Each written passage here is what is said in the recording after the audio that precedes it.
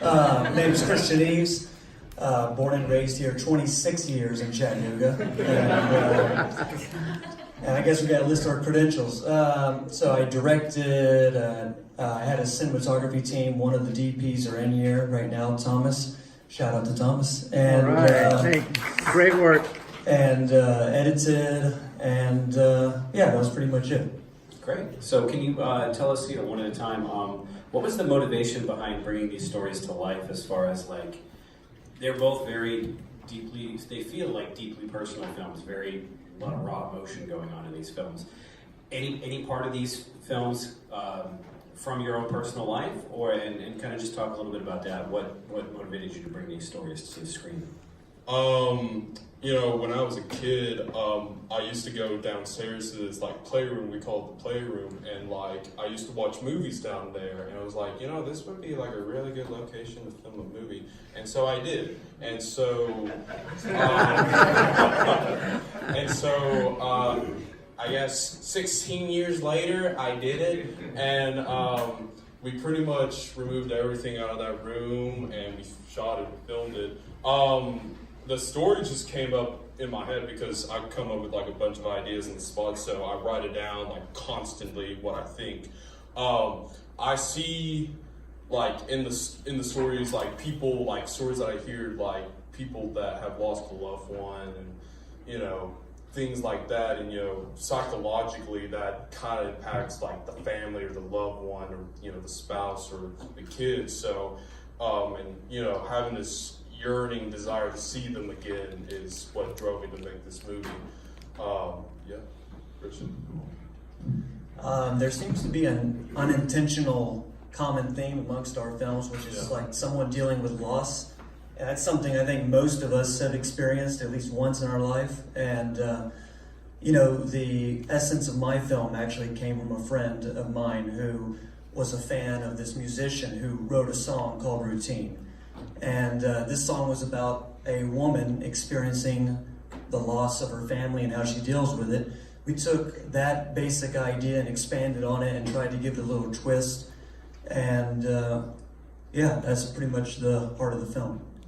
So you guys are actually friends, right? Is that correct? Yep. How long have you known each other? 3-4 years?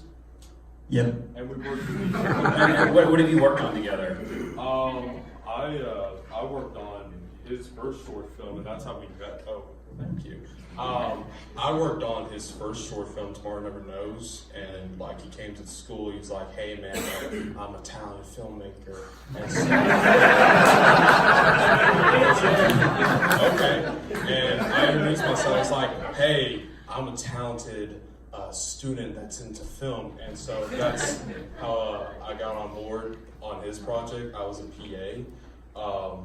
Really good movie. And then he's like, "Hey man, there's a job opening at News 12. I'm like, "Oh, okay." And so I applied, and he's like, "You'll never get it." And guess what? I got it. I have nothing to add to that. He summed it up perfectly. Jeez, I don't know how to follow up that. So, Christian, can you talk a little bit about your lead actress, Tamara? She's absolutely fantastic. How did you get her to be in your film, and just talk about working with her? Yeah. Tam unfortunately couldn't make it today. It was in the plan, but it didn't work out. So hopefully I'll get her at another festival. But we met Tam, as Chandler alluded to, our first short film we did, Tomorrow Never Knows, and she played the mother in that role as well. And she actually is a stage actress. She's never done film of any kind. And our first short film was her first experience. And this was the second go around. And I think she can just masterfully portray her feelings and emotions in a very subtle way without saying a single word. And that's why we liked her so much. She's so good, and when I was watching the movie, I was like, I swear I've seen her in something before. She's so good, and she's got that kind of face where she's got to have been in a movie somewhere before. But you said that was only her second film. Yep. That's amazing. She's so good. Are you going to plan on working with her again? Do you have anything? I want to work with her every single film from here on out, as much as I can. Yeah, awesome, for sure. So Chandler, definitely Radioactive Color is got a sci-fi kick to it. It's, you know, it's dramatic. It's almost kind of like a trippy kind of Kubrick style short film. Was that one of your influences? Absolutely. I love Stanley Kubrick. I like him, and I like Ingmar Bergman. He did Persona, and Persona helped me craft this movie visually, and 2001 obviously. But also too, like, there's this Russian director named Andrei Tarkovsky. Really great director, but Hilarious. yes. But yeah, I honestly, like, the first image that popped into my mind was the shot where you see those two glowing windows and that little cut there, and I was like, that's a cool idea for a movie. So Sometimes that's where it starts. That's great. Yeah, that's awesome. So I know we've got some questions. So let's go take it to the audience and let's ask these guys some questions. Who's first? Everybody. Nobody wants to be first, and as soon as the first person goes, everybody wants to go. Yes. It's not so much a question, just a compliment. Both films were so beautiful and so packed with just raw emotion, and I just really wanted to let you guys know that it was very well done, both of them. thank you.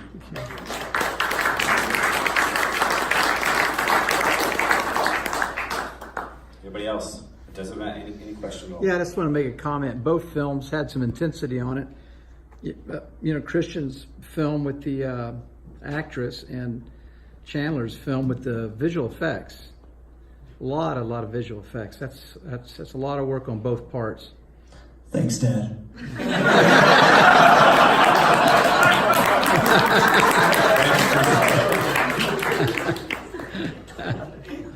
John. Oh, I'm sorry. Okay, so Chandler, in your video, I noticed that like the part where it's the guy in the bedroom, it's all black and white, and then when it switches to everything else, it's color. What did you have any reasons behind that? You know, using color, like very vivid colors, is like bright and happy and like cheerful and stuff. Black and white, you know, it can be moody sometimes, so that's why I picked black and white. And like also too, you can get away with a lot of visual effects with that. But yeah, I mean, that's pretty much just it. Thank you, Savannah. Good job. So both of y'all's films, it's not really a question, but I think there's more comment. Both of y'all's films really dig into, you know, raw human emotion. And I definitely picked that up in both of them. From the fitting of lost Chris Christian to the wanting to reconnect to someone that we lost on yours, Chandler. Y'all are 24 and 26? 22. Thanks, Mom. Yeah. Get it right. Yeah, I know, right? I just want to say, y'all made, pardon my language, this is some like next level shit. Thank you. Next level So shit. hope y'all keep going, because Great. if this is what y'all are doing now, I can't wait to see what y'all make later on, guys. I got a comedy coming up. Of course you do. I want to see it. Yeah. Anybody else? Awesome. Well, Yeah, one last question to me. How do you, as you make and edit, remake and edit and pick it apart, put it back together, how do you find a spot where you finally say, I like it, I'm gonna live with it, I could do more editing, but I'm gonna leave it here?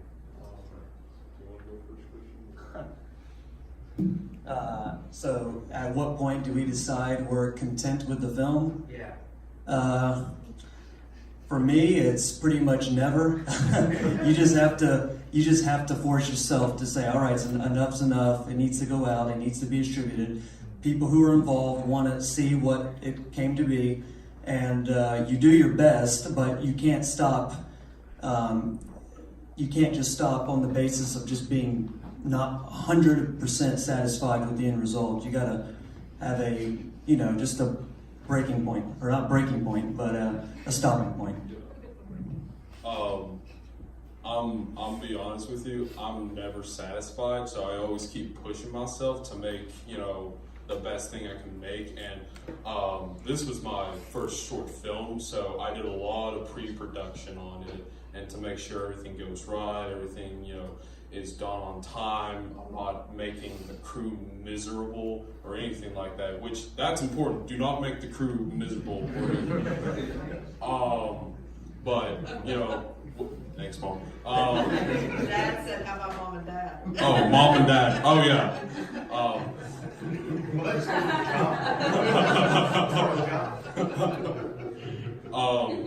but when I was editing this, I mean, I spent probably a year, almost a year editing this, like 11 months. And, you know, when you edit so often, when you're doing these visual effects, like the movie seems faster to you. Some people who watch this movie for the first time, it's really slow, but to me it seems so fast. And like when I can say that I'm done editing it is when I'm the most happiest, or I'm just, you know, ready to be done, or but yeah. What's up, man? Everyone's been talking about the visuals. I'm curious about how much went into the sound. I think the radioactive color wasn't your actor. He makes music, and then you had a couple people as well make some music for Routine. Yeah. You go first. Chance did the music for it. He did very ethereal music, and you know, trying to better explain the tone of the movie and stuff. There was a little bit of like an 80s vibe in the set, like in the middle part of the movie, which I really like. And I told Chance that, you know, we should make like a theme for Liana because, you know, that's the person that he's most wanted to see again. And so we did. It's like that beautiful mellow tone that you hear in the very end. That's her theme. And when you hear it in that VHS videotape, so yeah. Yeah, just a quick note for those who didn't catch on. So the actor in his film also scored a lot of the music, and then he also scored the music for my film as well. So he deserves quite a bit of credit for making doing a lot of work behind our films. So cool to Chance for doing that.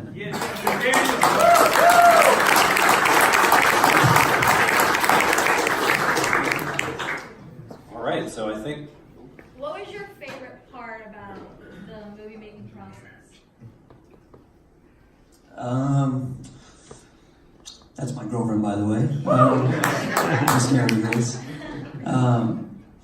My favorite parts of the movie making process, part of it's pre-production, because once things start coming together, you get really, really excited about going into production.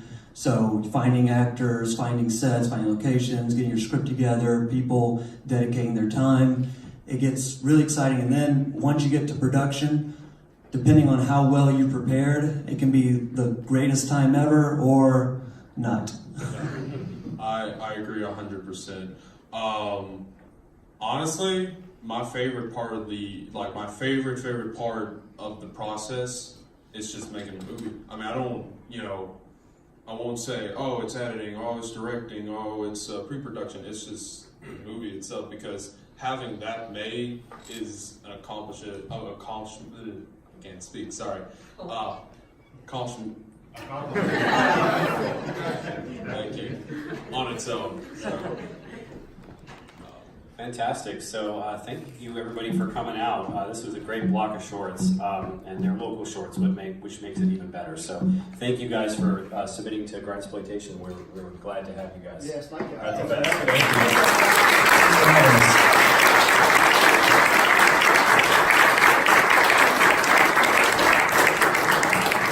So we do have, we got 2 more feature films and a block of shorts before the award ceremony later tonight. So if you guys all came out and paid to see this block, every single one of you is welcome to stay and watch the rest of the movies. You don't have to pay anything else if you don't want to. We got some cool retro thrillers. Streets of Vengeance and the Theta Girl features, and we got another block of shorts that are really good. So if you want to hang out, we're gonna go back to low down, dirty and grimy. yeah. So After that emotional roller coaster. yeah, everybody's welcome to stay, and the awards are later tonight if you want to come back for that. If you don't want to stay for if you have a weak stomach, but thank you guys for coming out. Seriously, we're happy to be here in Chattanooga. The next block starts what? You want to do 235? Yeah. Yeah, 235. Next block. Yeah, next block. I'm sorry, next feature.